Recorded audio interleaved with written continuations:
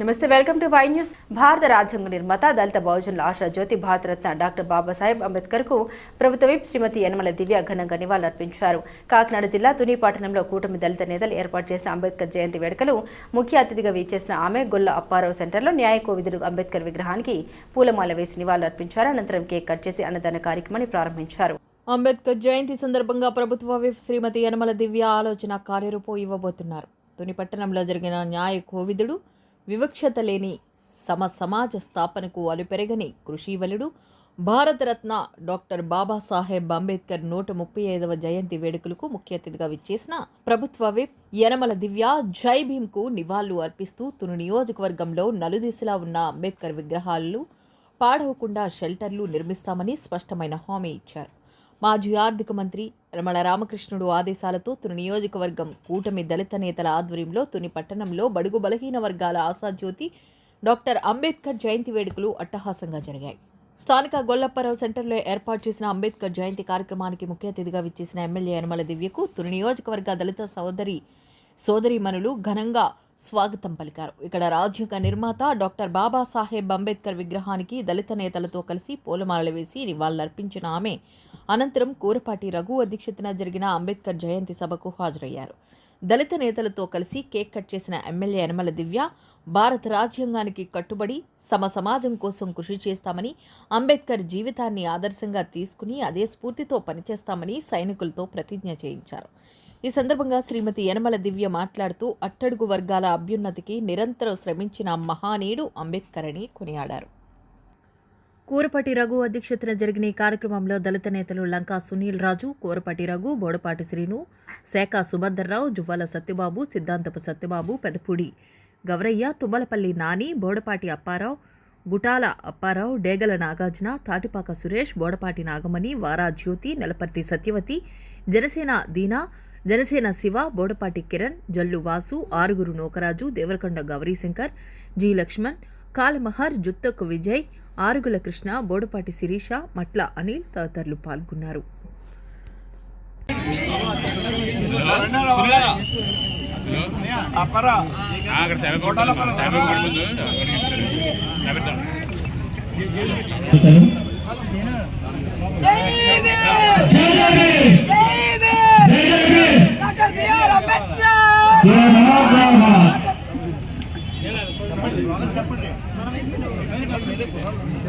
जोहार जोहार doctor B R. Ambedkar, जोहार डॉक्टर बी.आर. अंबेडकर, जोहार जोहार डॉक्टर बी.आर. अंबेडकर, जय बोलो अंबेडकर महाराज की, जय बोलो अंबेडकर महाराज की, जय बोलो अंबेडकर महाराज की, जय भीम, जय भीम, जय भीम, जय भीम, जय भीम, जय भीम, जय भीम, जोहार जोहार डॉक्टर बी.आर. अंबेडकर, जोहार जोहार डॉक्टर बी.आर. अंबेडकर. కాబట్టి అణగారిన వర్గాన్ని ఈ రోజు ఎక్కడ కూడా అస్పృశ్యత లేకుండా ఈ రోజు పార్లమెంట్ నుండి పంచాయతీ వరకు కూడా మేము అందరూ పండుగలు వేసుకుంటామంటే దానికి కారణం బాబాసాహెబ్ అంబేద్కర్. కాబట్టి దళితుల యొక్క అభ్యున్నతి కోసం ఎంతో కృషి చేసి అలాంటి మహానుభావుడి యొక్క 135వ జయంతి మనం జరుపుకోవడం చాలా సంతోషం. దీని ప్రధాన భావ ప్రకటన, నమ్మకం, విశ్వాసం మరియు ఆరాధన స్వేచ్ఛ, హోదా మరియు అవకాశాలలో సమానత్వం మరియు వారందరినీ ప్రోత్సహించడం, వ్యక్తి గౌరవాన్ని మరియు దేశ ఐక్యత, సమగ్రతను హామీ ఇచ్చే సౌభ్రాతృత్వం మా రాజ్యాంగ సభలో 1949 నవంబర్ 26వ తేదీన ఈ రాజ్యాంగాన్ని ఇందు మూలంగా స్వీకరించి శాసనంగా చేసి మాకు మేమే ఇచ్చుకుంటున్నాము.